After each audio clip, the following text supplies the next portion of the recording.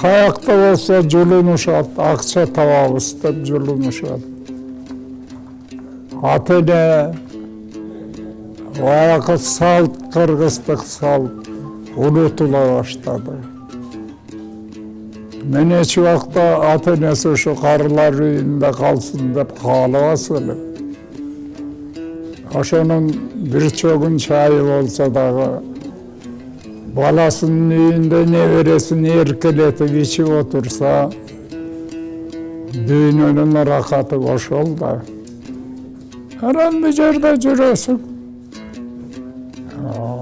Сагынасың үй бүлөлүк турмушту. Каяктан көрдүгөн ата-энеси таштаган.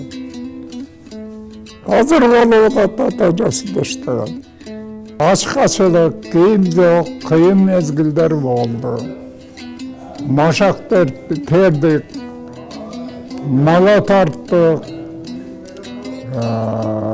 Ошондо дагы талаачылыкка барып, ошо жумуштарды иштеп жүрдүк. Бүт ручной, мындай техника жок. Ошондо дагы ата-энесин ташташкан эмес. Биздин айтары сөзүбүз, эн атаны ушинтип алып келип карылар үйүнө таштабагыла. Колуңардан келсе баккыла. Кокуйдегиле. Өлөрүбүз калды, өзөрүбүз калган жок. Мен 70-тен өттүм. Бул киши 80-деке. Sen elдің аталарынша сен мага мал бөлүп бербейсиң, машина алып бербейсиң дейт.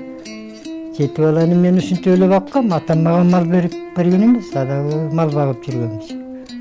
Билгертеден бери. Эми өзүңөр чокат кылып мына чоңойдуңар, жаманды жакшы өстүрдүк. Десең келип алып бычакта кайтты киртеге. Ичпейин деп коет, балким караңкы тичип келе түн ичинде келет өлтүрүп коебу деп коркосуң. Анан бир күнү жастык менен тунчуктурду.